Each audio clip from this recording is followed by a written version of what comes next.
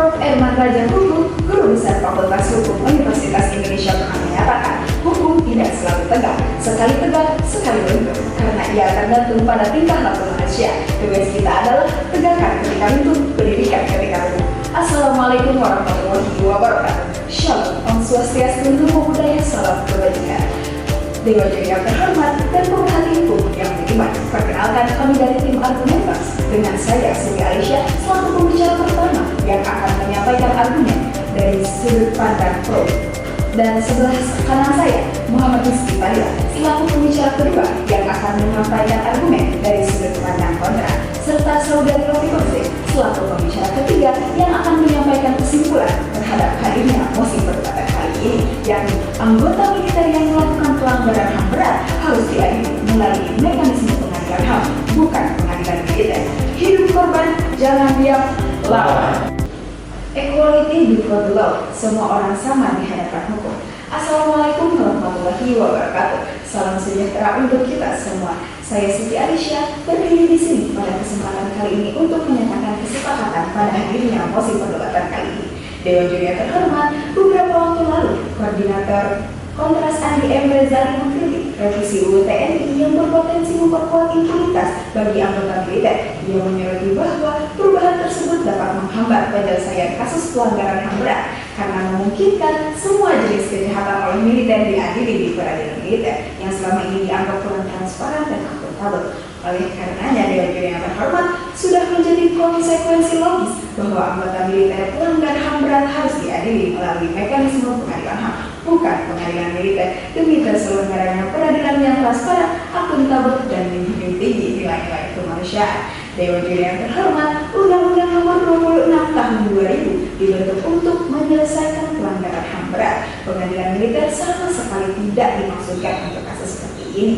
Komnas HAM juga menyatakan bahwa penyelesaian pelanggaran HAM berat menjadi tanggung jawab negara melalui mekanisme judisial, yaitu pengadilan HAM ad hoc. Dengan latar itu, 5 poin utama saya adalah penjaminan independensi dan transparansi, pemenuhan kewajiban internasional, prinsip kesamaan di depan hukum, akuntabilitas dan pemulihan korban, serta presiden nasional dan praktik internasional. Dewan Juri yang bijaksana, pengadilan HAM lebih independen dan terbuka dibanding peradilan militer. Hakimnya berasal dari peradilan umum, bukan bawah militer, sehingga lebih bebas dari intervensi. Komnas HAM mencatat peradilan militer tertutup dan menghalangi korban hadir. Sebaliknya, pengadilan HAM ad hoc terbuka untuk umum dan media, menjamin akuntabilitas. Prinsip internasional pun menuntut peradilan yang independen, sebagaimana ditegaskan Komite HAM PBB pada pasal 14 Kokeman HAM. Dewan Juri yang terhormat, sebagai negara ratifikasi ICCPR dan Konvensi Anti Penyiksaan, Indonesia wajib untuk menyelidiki dan menuntut pelanggar HAM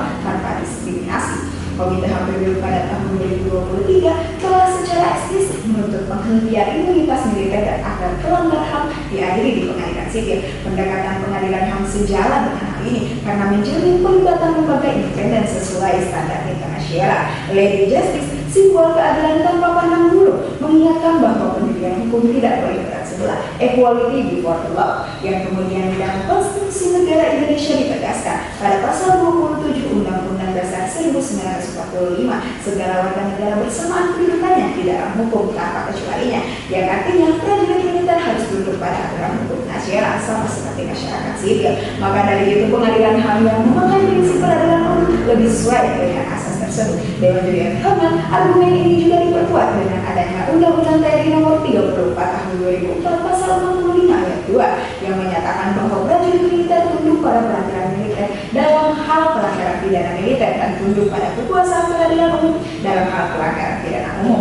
Artinya, secara hukum pun bila tindakan prajurit merupakan tindakan pidana umum, ia seharusnya diadili di peradilan umum. Lebih lanjut, TAP MPR tahun 2000 telah memandatkan reformasi Undang-Undang Peradilan Militer, termasuk membuka kemungkinan mengajukan kasus pelanggaran oleh militer ke peradilan umum. Pengadilan HAM dirancang untuk tidak hanya menghukum pelaku, tapi juga memenuhi hak korban.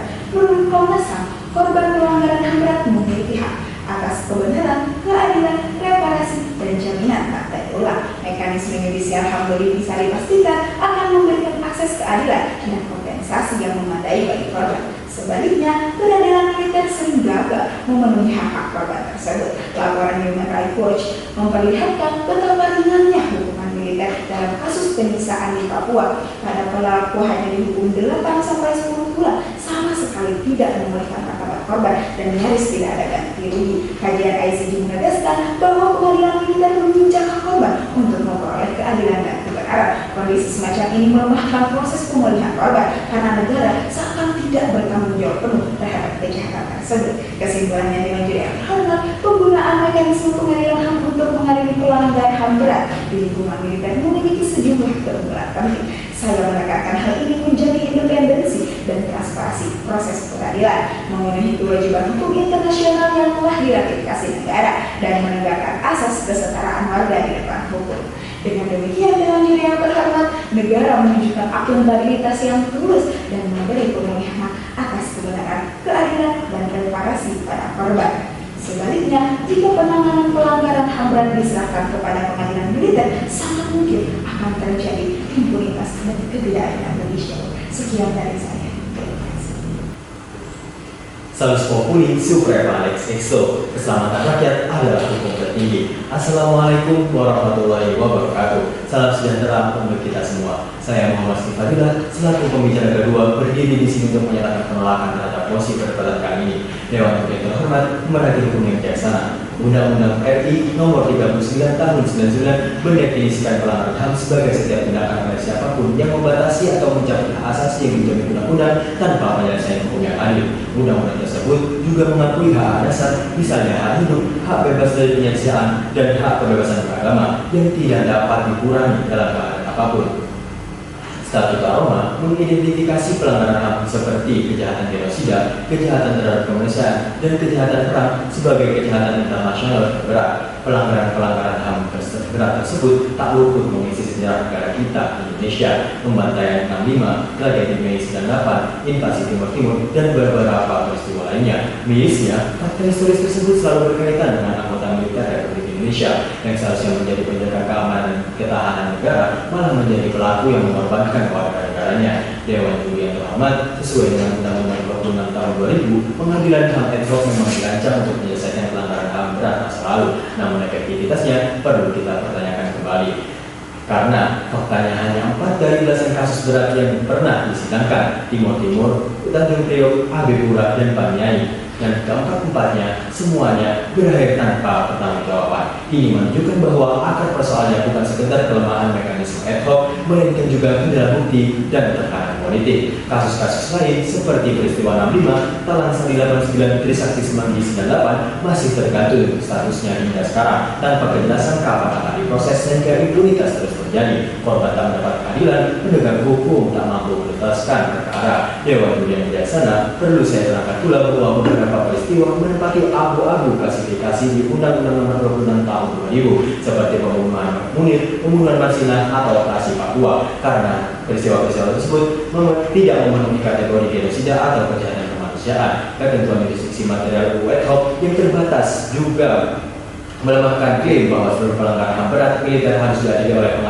pengadilan HAM ad hoc. Impunitas sebagian besar justru disebabkan pembatasan tersebut dan kelemahan institusi penegak hukum secara umum. Berdasarkan pasal 43 Undang-Undang 26 Tahun 2000, pembentukan pengadilan HAM ad hoc harus melalui usul DPR dan keputusan Presiden. Mekanisme ini seharusnya menjadi ajang check and balance, tapi sering berubah menjadi ajang politisasi. Banyak perkara tertunda bertahun-tahun menciptakan ketidakpastian dan persepsi bahwa keadaan ditunda demi kepentingan kekuasaan. Untuk membentuk satu pengadilan HAM ad hoc diperlukan sumber daya yang begitu besar. Hakim ad hoc, jaksa, panitera, serta hasil pengadilan dan proses seleksi yang rumit. Kami menyatakan calon hakim ad hoc HAM harus memiliki pemahaman mendalam tentang hukum internasional dan pengalaman HAM. Jumlah ahli semacam ini terbatas di negeri kita, sehingga seleksi singkat atau minim anggaran kerap memaksakan penunjukan hakim yang kurang berpengalaman atau memicu penundaan sidang.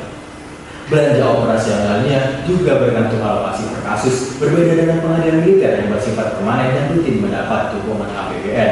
Dewan yang terhormat, disinilah kelebihan peradilan militer dibandingkan pengadilan HAM ad hoc menjadi sangat relevan. Dari struktur permanen dan tersentralisasi, penanganan internal yang kontekstual, efisiensi prosedural dalam kasus biasa, serta kepastian hukum bagi prajurit anggota militer. Pihak pro pengadilan HAM ad hoc mungkin berargumen bahwa tanpa pengadilan khusus, pelaku HAM berat tak akan pernah diproses. Namun data dan fakta lapangan menunjukkan bahwa ad hoc belum membuahkan hasil berarti, sementara biaya politik dan sosialnya besar. Sebaliknya, penegakan melalui peradilan militer, termasuk agenda reformasi militer dan penguatan Komnas HAM serta transparansi pengadilan militer dapat menjadi jalur lebih efektif dan berkelanjutan untuk menegakkan HAM. Dewan Juri yang terhormat, tuntutan pelaku militer ke pengadilan HAM ad hoc bukan satu-satunya, bahkan bukan solusi terbaik. Keterlambatan impunitas dan politisasi mekanisme ad hoc menunjukkan penuhnya fokus pada alternatif jangka panjang, reformasi hukum, penguatan lembaga sipil, dan transparansi sistem peradilan militer. Menegakkan hak asasi manusia sejatinya memerlukan penanganan yang menyeluruh, bukan hanya menggantungkan harapan pada satu pintu ad hoc yang berkali-kali terbukti tak efektif. Sekian dari saya. Terima kasih. Berlayar perahu di atas danau, memandang senja hingga remang datang. Debat kita telah berakar paut, kini simpulan menanti penutup terang. Assalamualaikum warahmatullahi wabarakatuh. Salam sejahtera untuk kita semua. Dewan Juri yang terhormat, saya Rafi Kozin, selaku pembicara ketiga, akan menyampaikan simpulan dari argumen kedua belah pihak yang pro dan kontra terhadap hadirnya mosi perdebatan kali ini. Anggota militer seharusnya diadili melalui mekanisme pengadilan HAM, bukannya pengadilan militer. Apakah kita harus setuju atau malah menolak akan hal itu? Dewan Juri yang terhormat, setelah kedua belah pihak tuntas menyampaikan argumennya, saya selaku penyimpul telah menggarisbawahi beberapa poin dalam perdebatan kali ini. Di antaranya, yang pertama, adanya pengakuan universal dari keduanya. Pihak pro menegaskan bahwa pelanggaran HAM berat adalah kejahatan yang luar biasa yang harus diadili oleh lembaga independen demi transparansi, akuntabilitas, dan penghormatan pada asas kesetaraan di hadapan hukum, equality before the law. Sedangkan pihak kontra mengingatkan bahwa mekanisme ad hoc selama ini sering terhambat oleh politisasi, keterbatasan bukti, dan biaya yang besar, sehingga impunitas terus berlanjut dan tak kunjung menemui ujung. Yang kedua, Dewan Juri yang terhormat, adanya pertimbangan kapasitas dan efisiensi. Pihak pro berargumen bahwa Undang-Undang Nomor 26 Tahun 2000 dan praktik internasional menuntut perlibatan hakim ad hoc yang ahli guna menjamin standar HAM internasional. Sedangkan pihak kontra menyoroti bahwa peradilan militer permanen lebih efisiensi, memiliki struktur besar, dan memahami konteks operasional TNI. Hal ini meminimalkan penundaan dan kendala administratif. Kemudian yang ketiga adalah perhatian terhadap akuntabilitas dan perlindungan korban. Dewan Juri yang bijaksana, pihak pro menempatkan hak korban berupa kebenaran, keadilan, dan reparasi di garis terdepan. Menilai peradilan HAM ad hoc lebih mampu memenuhi kompensasi dan jaminan non-recurrence. Sedangkan pihak kontra menilai alternatif jangka panjang yang lebih menyeluruh, reformasi militer, penguatan lembaga sipil, transparansi di peradilan militer dapat lebih sustainable dalam menegakkan HAM. Serta yang keempat dan yang terakhir, Dewan Juri yang terhormat, jika kita simak habis argumen kedua belah pihak, kita akan menemukan kedua belah pihak sepakat bahwasannya impunitas adalah musuh bersama. Argumen keduanya memotong dorongan dalam hal keseimbangan prinsip dan praktik dalam penanganan kasus pelanggaran HAM berat oleh anggota militer. Jika pihak pro menegaskan lembaga independen adalah mutlak untuk mengadili kejahatan kemanusiaan, pihak kontra menyatakan sistem permanen yang efisien dan memahami dinamika militer untuk hal yang sama. Jika kita coba simpulkan dari kedua argumen tersebut, lembaga pengadilan yang independen, permanen, efektif, dan efisien, serta memahami dinamika militer adalah jawaban dari adanya mosi pada perdebatan kali ini. Dewan Juri yang kita hormati, berdebat adalah seni berargumentasi, bukan saling adu emosi. Sekian dari kami. Wassalamualaikum warahmatullahi wabarakatuh.